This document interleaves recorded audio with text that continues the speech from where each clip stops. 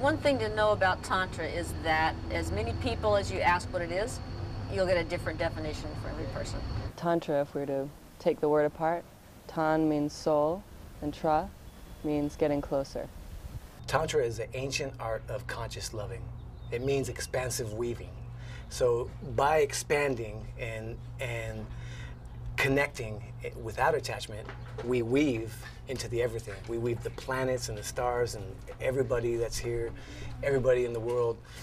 Everything that comes up is accepted. Tantra is, if you break it down, Tan is the breath or the soul, and Tra is moving toward. So in a way, Tantra is the path of moving toward one's essence or one's truth, or moving toward divine. So that's a beautiful path. Moving toward the truth, moving toward love, moving toward divinity. And so what is Tantra in the West? Tantra is basically another term for sacred sexuality. And what is sacred sexuality is the question. Tantra is one name for it. Sacred sexuality is understanding of sexuality is at the core of our nature. And being the core of our nature, it is also the core of our spiritual nature. I mean, spiritual desire and sexual desire are the same. Many people associate Tantra with sex, but a lot of Tantra, especially classical Tantra, is a celibate path. And it's talking about having sex with oneself, etherically, taking the masculine and the feminine and merging them together in a more meditative space leads into what it means to have sex spiritually with oneself. So I don't think the monks and the Rinpoches of Buddhism are, even though they're celibate, they're still using sexual energy. I love that there was an interview with Mother Teresa before she died, and they asked her, how can you do all these miraculous healings and have so much compassion for people? And she said, my sexual energy. She said, I'm still human. And she goes, I've just devoted all my love affair to my religion, but I also continue to cultivate my sexual energy and transform that and use it in a much more effective way, and that's in the form of healing. Now, if we could even learn from Mother Teresa in this, wow, that's huge. What if we could bring God into bed? That the temple was the bedroom, not somewhere outside of our house. That's what Tantra is talking about. That's the personal empowerment and where it comes from. But it's graceful and it's easy and it's feminine. I think Tantra, it's not just that it transcends the sexual, it includes the sexual. And that includes fucking. And that includes like the raw, penetrating, like just even the conquest and all of the, the dark, kinky, nasty stuff that comes with sex. I say let's embrace it all. Let's shed light on it all. Well, my perspective is this. When we are in orgasm, we are the closest to God that we can possibly be. Literally, we're the most like God that we can be in a state of orgasm. But we're in a cultural tradition that says sexuality is inherently evil. If you want to teach that, that's the best way to control people, to make people worker ants. Your freedom, to be a really free person, it means being open to your sexuality. That doesn't mean fucking everything in sight. The porn industry right now is a fucking lie. That is not sexual freedom. It is a sexual expression, but it is not sexual freedom in the sense of what Tantra is talking about. Tantra is a term, sacred sexuality is a term that talks about, I am dancing, and I use sexual shamans, it's my term, sexual shaman. It's energetically being one with all that is, being one with another. And sometimes we're dancing with our genitals, sometimes we're dancing with our eyes, sometimes we're dancing with our speaking, sometimes we're in a room meditating and our energies are merging into one. And that to me ultimately is what Tantra is, a merging into oneness. But in truth, Tantra is about everything. It's an entire lifestyle. And so, oftentimes when people hear about Tantra, one of the first things I need to let them know that Tantra is not just about sex. Yes, sex is part of life, and it embraces sex. And so, so people are interested in that. And it's also one of the most powerful healing and transformational tools that we have as human beings. And so how can we take that aspect of the tantric arts or our sacred sexuality and use the most passionate, powerful connection that we share as human beings and bring that into every aspect of our lives so that we can manifest more beauty, more ease, more sweetness, more abundance, more health. And that's what Tantra teaches us how to do in every aspect of living, not just our sexuality. So the truth is, everything is here for us. Everything is a divine gift, and it's here for us, and all we have to do is claim it. I love that. I mean, I love the openness of ideas. The issue with me is, for me, is just the blindness of thinking that somehow somebody has the truth with a capital T. And that's why I'll never drink the Kool-Aid, because it's obvious to me that there is no truth with a capital T. And that is the deal. And I know that through self-exploration. That's all I can tell you through, 30 years of meditating and staring at the back of my eyelids, of exploring these things, of being the guy that has taken every teaching that I have ever studied and studied it faithfully. But they all, ultimately, any structure will lead to the same place. All structures will fail at some point. Because a frame, an idea that you have about anything, is a frame. It is a rigid structure, and all structures will fail. And some people say to me, isn't Tantra a religion? I say, no. What's the difference? Well, the religions are kind of killing each other and fighting each other, and they're separate. And in Tantra, we're all one big family. Whether it's Ipsaloo or who you train with, if it's really Tantra, it's about love. It's not about superiority or winning or losing. It's just about expanding that love that you have in your heart in a way that other people can share. Tantra's not a religion because it's not a body or a doctrine of ideas. It's an experience, and it's a direct one. If you're gonna do Tantra, for me, it's about how does it feel, and the visualization's real. It's like when I visualize, if it's my central channel, for example, it's like there is a vessel, like a straw that goes through me, and it opens and light fills it, and sure, that might sound esoteric, but I wouldn't practice if it didn't feel like it's really alive. What I have been learning all my life is how to pay attention to my body and my belly and my heart. And there are places that have revealed themselves to me within myself that are steering me in a direction where I don't need to think about the why. I just need to trust the knowing there and trust that this is my path and this is where the magic is. For me, this is not just about feeling more pleasure or more orgasmic. This is about feeling more of all of who I am, everything that's true and real and present. And the more I can allow myself to feel my grief or my rage, the more I can allow myself to feel my pleasure and my ecstasy. So it's just about giving ourselves more permission to feel everything that's there to be felt. What we're wanting to share with people is that it's not about this is the way to live life and be happy. It's really about being able to go deeply inside your soul and to really feel who you are and what is it that makes you happy, not what you're told is going to make you happy, which is a lot of what the whole culture in television is about.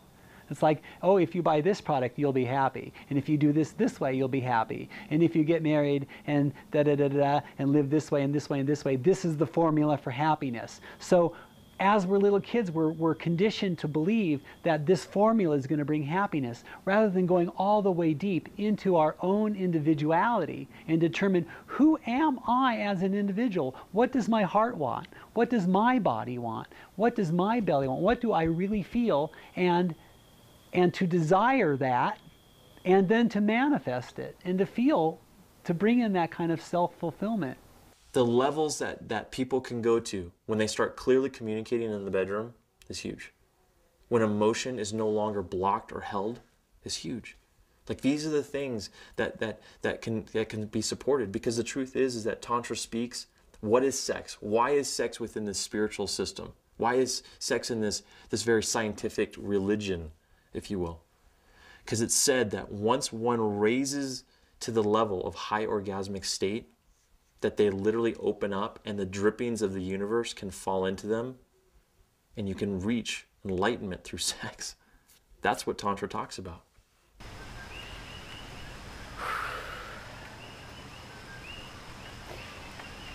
Making love is like going to church, you know, and when Baba Des and I play, it's like praying, you know, and so, you know, it's like going to the church of the body, and so I know that just sounds like a metaphor, but what that means is, you know, like going into a temple, you know, and so if it's like his wand or light, you know, lingam comes into my sacred cathedral, and that's what it feels like. And then, you know, we may consummate that with prayer or with sound or with intention, but it really is a form of worship. And you know, and sometimes it's like a big like gospel, you know, it's like hallelujah. I mean, it's funny, but it's really fun. It's not like the really reverent, like, okay, be quiet, we're at church now. It's like, hey, let's scream, because, you know, the divine is going to come and take you. In the act of sexual ecstasy, for me, that's the most powerful meditation and the most powerful prayer there is. So I can breathe and sit in meditation and do all that. And yet when I do all that in alignment with a lover, in that intensified, passionate place, that's like super prayer. Tantra has such a deep need to remind us that we're not playing by the Western rules. Like this is something that is ancient. This is an ancient idea here. The tantric arts, they came from, they're thousands and thousands and thousands of years old, and I feel like they've evolved from a lot of different subcultures. And, you know, a lot of it came from Persia, India, China, and there's different tantric schools. It came out of Hinduism and Buddhism and a lot of different very early Eastern religions.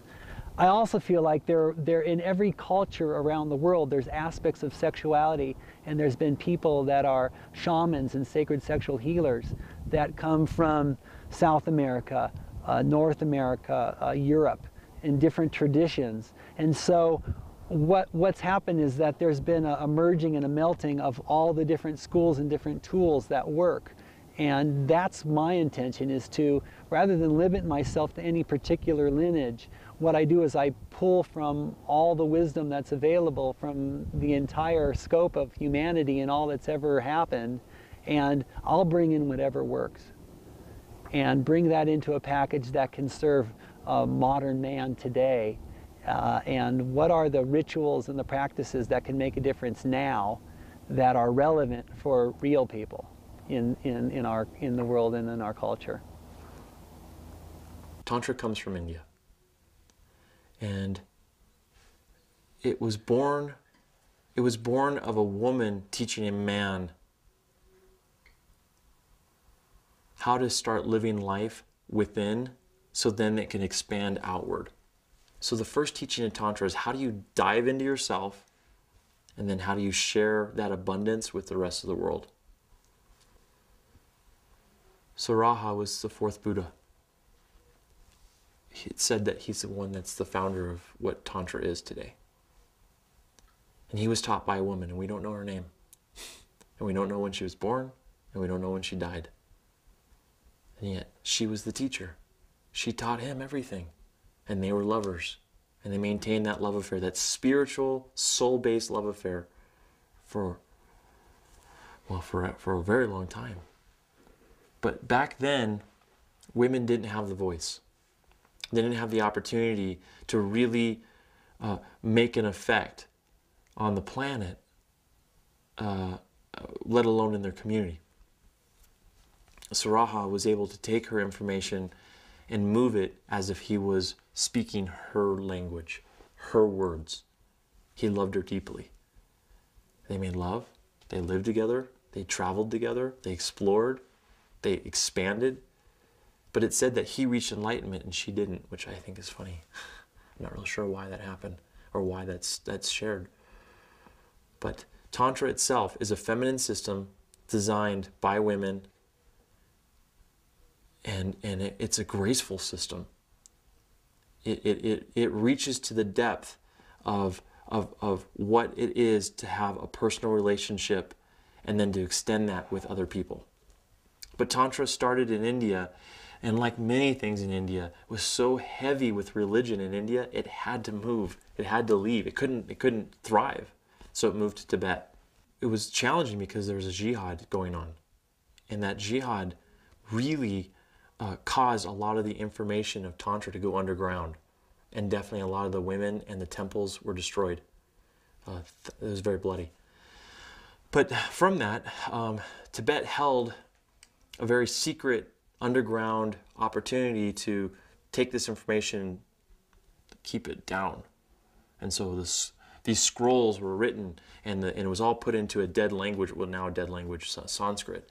And Tibet was really the carrier, the seed carrier of where Tantra is today. There's still thousands and thousands of scrolls that have yet to be translated. A lot of them are in the University of Washington right now at UW. But there's not enough people who know Sanskrit to actually transcribe all this stuff. That's the amazing part. So there's actually secrets that actually haven't been revealed. What society lost when the temples were destroyed several thousand years ago was that they lost a tremendous source of wisdom and a tremendous source of power, because the temples empowered the individuals, generally speaking. And what happened was that the temples were destroyed and shut down because they challenged the systems that were coming into place as far as centralized power structures. So the temples got to be a threat to different religions, and also to different civilizations. And I feel like especially the Roman Empire. The Roman Empire was about amassing control and centralizing control from a centralized spot and from Rome. And so what happened was that whole empire basically wanted to centralize that power, so it took away all the local temples of all the different places, and the same thing also was happening in Persia, and all the jihads against the tantrikas and the temples there too. So there was a tremendous upheaval on the planet, and governments and religions were grasping for power and power over people. Here's a concept that in the past, way ancient days, that there was these temples that were in villages and towns. Now imagine this, that if someone had dysfunction and had lost their humanity, that there was a place where they could go to regain it. That if they had done crazy things like robbed or killed or had gone nutty and crazy, that there was a place that they could go and be returned to their humanity with touch, with good food, with someone bathing them, with further awareness and chanting and prayers over them, to get them back to just this like a reset, just to get back into what it's like to be in their natural state. So all the warriors would go to these temples and drop their armor at the door and walk in naked to be bathed, to get the gore and the horror of war off them, and then be made love to, and then be fed amazing rich foods, and then be draped with amazing textiles and clothes, and then to laugh and to play games and to do art and poetry before they were returned back into their home. I mean, that idea right there, can we imagine if all our soldiers coming back from overseas were offered and granted that? Okay, that's not normal therapy. That's not normal counseling. That's like beyond that stuff. Well, there's a lot of different facets to the temple arts. I feel like one of the first places just what would happen in the temples with first rites, when a young man or young woman would come, their families or their parents would send them to the temples where they'd spend a certain amount of time, whether it be a month or a week or several months, or even if they decided to become priests or priestesses, then their initiation, their training would go on for years. However, generally speaking, depending upon the status of the family and what was going on, would determine the level of training. So then they go in and they learn. A young man would go in and learn, what does it mean to be a man, and what are the aspects and energies around being a man, and to understand his anatomy, his heart, his body, and his role in the culture. And then also a young man would understand what is woman, and what is how to touch, how to be present, how to serve, how to do all the different things, how to be in the different arts around sacred sexuality, and how to be a powerful lover, how to be a powerful creator, a lot of these kind of things. And the same thing would happen for a young woman. So then they'd step into their power, and usually at the end of that initiatory process, then they'd receive first rites, where they'd actually move into learning how to meet in sacred union. They'd move into sacred union with a priest or priestess in the temple, and then they'd go back home, initiated into their adulthood, where they would then usually create a family or take a certain role on in the culture, and they would, as an adult, knowing who they are as man, as woman, and how to relate. And Tantra was an oral tradition that was intended to teach people these secrets. Now, they were secrets because they were considered dangerous. Anytime you empower people around their sexuality, you run the risk of losing control of them. So the idea of, religion comes in and realizes this is a problem and immediately goes for suppression. It goes, you have the Inquisition, you have the Mongolian takeover in India, you have the witch trials, you have the things where female sexuality and specifically sexual energy is just immediately repressed and controlled and compressed. Because when a person, and this is where Tantra becomes really important now, modern Tantra, is we are all working towards trying to liberate people and empower them around their sexuality. See, because when you start to make peace and integrate your sexual energy, this is the most beautiful thing you can do for yourself. There is no better gift. This is the most powerful force in the freaking universe. And we all recognize that. And we're all in our way trying to, share that message. I mean, it's a deep issue. And of course, this is what gets me up in the morning, quite frankly. It's to figure out how to, how to touch even just one person and unlock that flow of power and energy, man. And you just see, you see people change in a beautiful way. In the 60s, well, back in the early 1900s, a few books on Tantra came out. But it's in the 60s we started to get some writings. In the 70s and the 80s is when we started having seminars and teachers. And now in the last 10 years, many more practitioners are blending things from Tantra, from Taoist perspectives, many different perspectives of sexuality that look at the subtle energies and being one with your partner.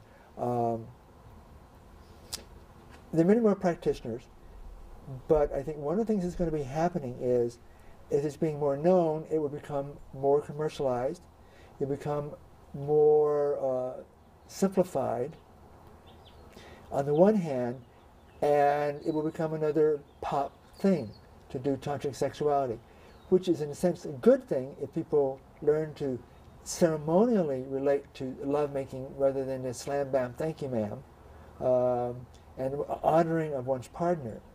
But on the one hand, I think it's going to become more and more simplified and more and more commercial.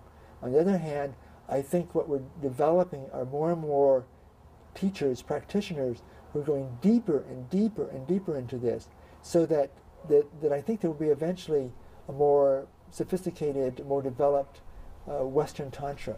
What does Tantra or other forms of erotic healing do for someone that therapy doesn't do? It gives them a body experience. There's a reality of experience from our entire nervous system.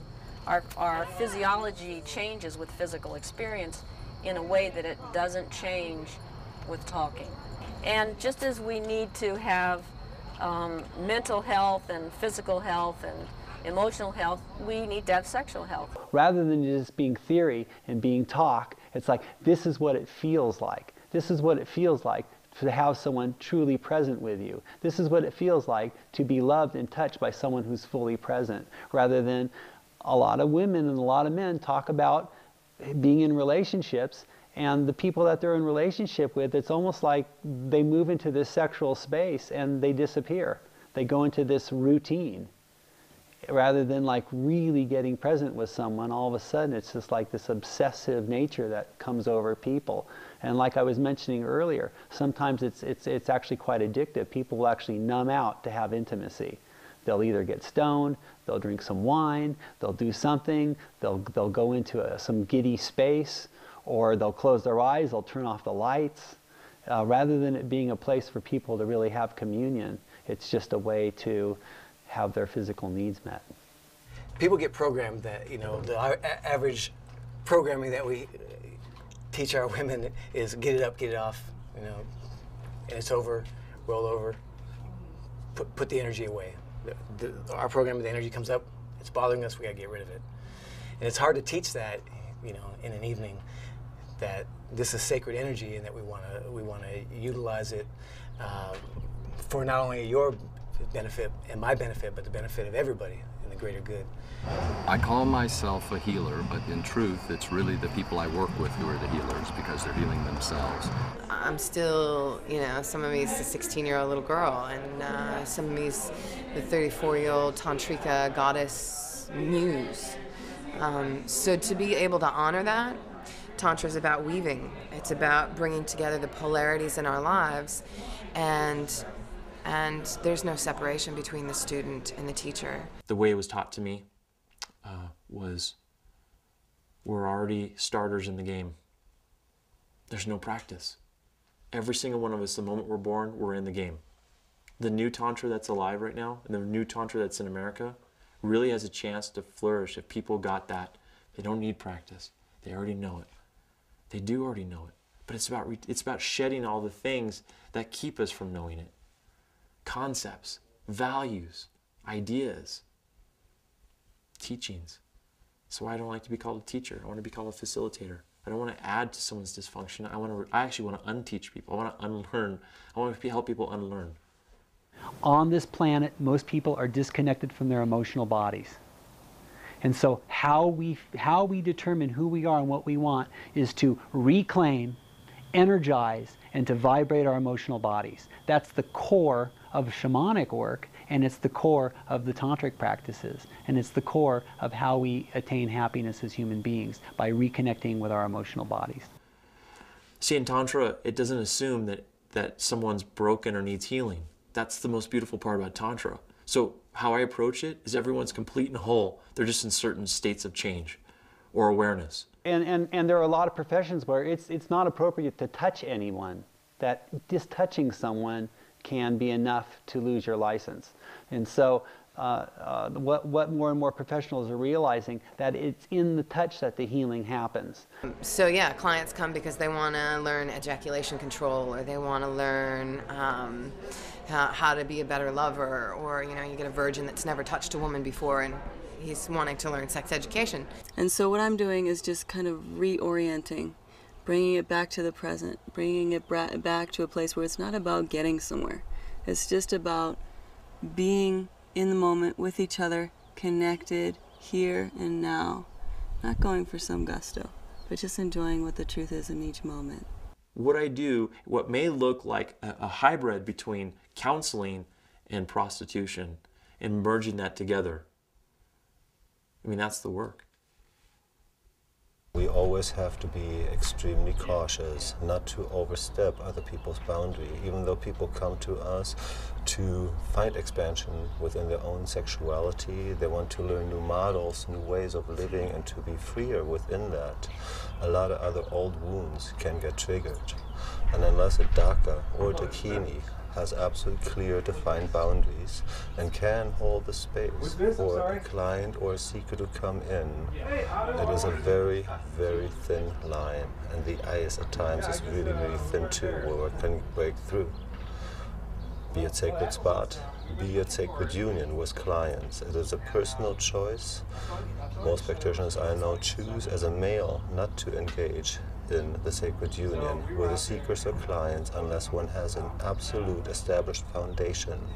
Plus in this country, more so than in, for example, Europe, we have to deal with other charges of prostitution, etc. if we do receive money for this kind of work when it becomes into sacred union.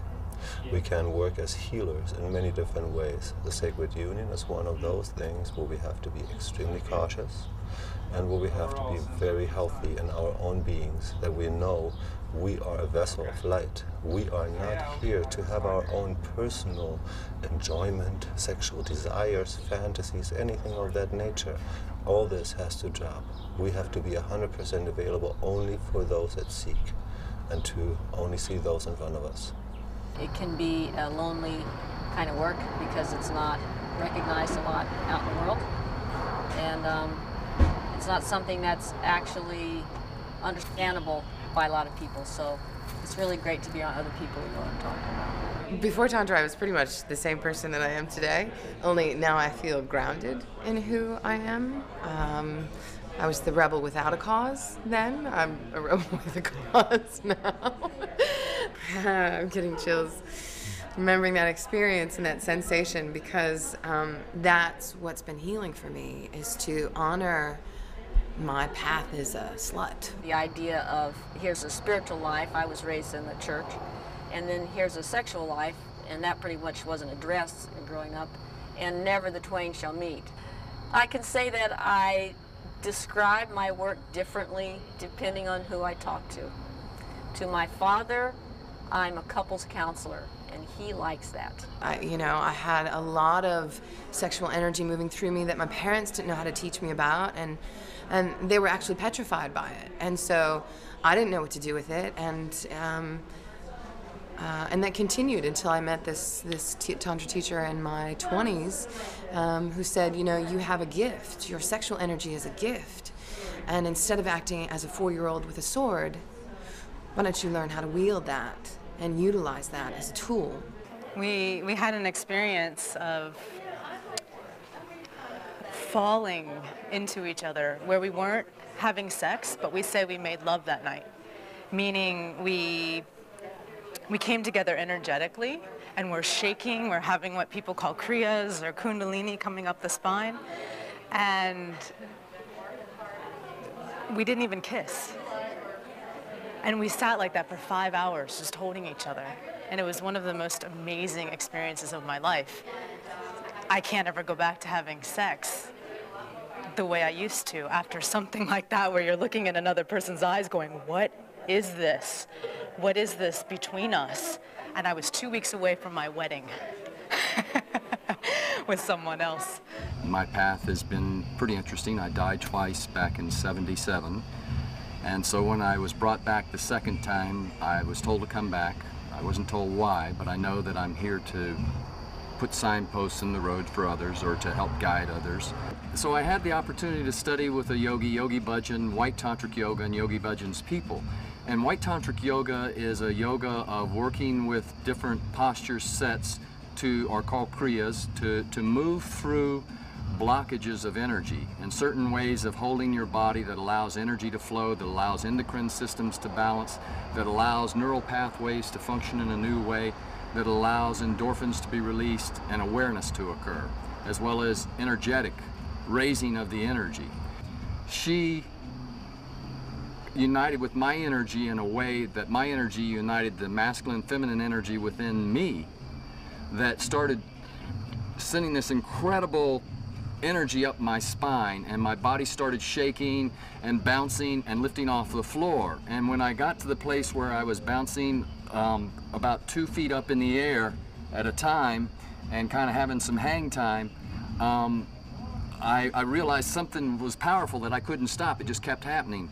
And someone who was connected with the yogi came around, put a hand on my sacrum, on my low spine, and one on the back of my neck, and the energy connected through where I had the blockage, and I was able to just sit there and hold and I went into a bliss state, a state of pure love, a state of pure being. But whenever they'd take their hands off, because I still had the blockage in my neck, it would shoot this energy up and hit the blockage, and it would be like a pile driver knocking me up. And I didn't realize how frightening this was for the woman whose hands I was holding, but as I was bouncing up in the air, it was dragging her up in the air. And when I was able to open my eyes and look into her eyes were about that big. This was a 3-day workshop. And so after the 3-day workshop, I had so much energy, I needed to ground myself. So I went back to the town I was living in, Wichita, Kansas, met a woman who decided she wanted to take me home. We came together in love, and we were there, and as we were in that union, this blue flame sprang up around us and vibrate, and was there for quite a while. It wasn't burning us, it was just a beautiful blue flame around us. And I said, wow, I've got to learn how to do more of this. What I do now is I actually am considered a Tantra teacher. And each individual comes to me with a unique situation. So that may be someone who's got a relationship issue. Maybe it's someone who's got some health issues. Maybe it's someone who's looking to find more about Tantra. Maybe it's someone who's looking to have clear definition of their spiritual path or their life path. And I work with people sometimes in client situation where I'm doing private sessions. And other times I'm offering teachings from Tantra. And by the way, all the stuff that I'm doing, all the work that I have comes from a rooted place of Mahamudra Tantra. And Mahamudra is a system that came from the 11th century, from a teacher. His name was Tolopa. And Tolopa was really cool because what he did was he offered the place for people to step in to no boundaries, to release the things that are keeping them from living their life completely and totally. And that's really where Tantra, to me, that's what it means. So there's 2 forms of Tantra that I've been practicing, Mahamudra Tantra and Saharaha Tantra. So Saharaha Tantra is the 4th Buddha. He's the first one that brought Tantra into the world. It's said that he was the first one. And his teacher was a woman. So Tantra is a very feminine system. So when I do my counseling, it's not the structured psychodynamic type of stuff, even though I may have a lot of neurological associations that I bring into the work, because I want to get to people's core issues. So I help people find their core issue and then empower themselves to live life more full. Again, that could look like sex, that could look like a relationship, it could look like communication. And by the way, I really believe that all people who are having relationship issues just have a communication issue. They resolve that, passion comes back, love comes back, sex is easy. Most people are blocked with communication. And what Mahamudra was teaching was exactly how to incorporate more understanding of where we're coming from ourselves. And when we do that, we don't have to worry about what someone else is doing. It just flows from us. You know, one of my favorite things is like in teaching, curiously enough, you know, teaching female sexuality is this moment where the light bulb goes off and a woman goes, oh my God. You know, here I have been, you know, policing my vagina. And I'm doing that because some guy from 2,000 years ago had the idea that my vagina was dirty and bad. And 2,000 years later, I'm still carrying that story. It's a tragedy. It really is. I think that what is coming out of Tantra in the West, as it's in a very simple form, I mean, as I learned from the Tibetan Lama, mindfulness. And one of the main ways we can sort of translate mindfulness into lovemaking is by approaching lovemaking more ceremonially. I mean, lighting the candles, having the flowers, I mean, in some ways it's incredibly superficial, but we're being present because we live in a very, very busy lifestyle. I mean, we spend an hour on the freeway getting to the grocery store or coming home from work, and we have, you know, our computer time and thing we spend on the emails. There's no time to really be with a partner in much of modern life. And the benefit of this thing called Tantra or Western sacred sexuality is it says, look, treat this as a ceremony. And a ceremony is a way of bringing mindfulness into your interaction with your partner. And there are many different ways of doing that, but there's more mindfulness, and that is beneficial. So I think what we were seeing is there is definitely a trend of people asking about more. They want to know more about their bodies. They want to know more about their sexuality. They want to know more about their desires. And I do think Tantra will continue to expand and grow because people will continue to have questions about sex. I mean, we are born of sex. Most people's lives have some very intense relationship to sex. Even if it's the denial of sex, it's still a powerful energy that you're resisting. So sexuality will always be a part of our lives. We are of sex. And so I do see sacred spirituality and Tantra and, you know, all aspects of knowledge around our bodies and our empowerment and our self-empowerment and sexuality continuing to grow and deepen. And there are more people interested and more people are comfortable about asking those difficult questions that you are going to have to ask anytime you're involved in sexuality at all. So in a nutshell, I think the future of sexuality is bright and beautiful and incredible because people want to know more. They want to begin to unlock the secrets of pleasure and joy and bliss and excitement. And they're like starting to go, hey, you know, that stuff hasn't really worked for me in the past, so let me now try something new. And the cool thing about the Tantra community is we have collected this massive body of knowledge and experience, and we can, you know, we enjoy teaching it. That's awesome. The Sedona Temple and the School of Temple Arts are a dream and a vision, not only myself, but a lot of people, to see a return of the temples on the planet. And earlier in the year, I decided to go ahead and just build the temple with the feeling that the people would come, that the teachers would come, and the students would come, and so it's just trusting in that process. And so far after the conference, that's what's been happening. So it's really about creating a place where the ancient temple arts can be remembered and celebrated and learned and revived, and then also to integrate those ancient temple arts with the new temple arts and a lot of the new modalities and new psychology and new understandings for everything that's evolved in the culture over the last several thousand years since the temples of old fell away. So it's pulling on all that ancient wisdom from Egypt and Greece and Mesopotamia and Tibet and China and the ancient wisdom of even the Native Americans and the Native Hawaiians. And there's so many schools of where there were priests and priestesses and temples around the planet.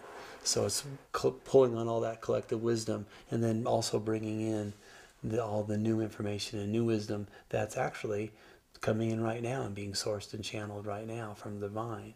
So it's like, what is the difference that can make a difference? And where are we heading collectively as a people, as humanity? And how can we actually take a huge conscious leap in our evolution and create a whole new paradigm on this planet? And many people are asking for that. Many people feel like it's time for a radical shift and a radical change on this planet. And one of the ways we're going to do that is through the temples, because it's the temples that serve the people, and it's the temples that serve divine. So that's part of the vision of what we're doing.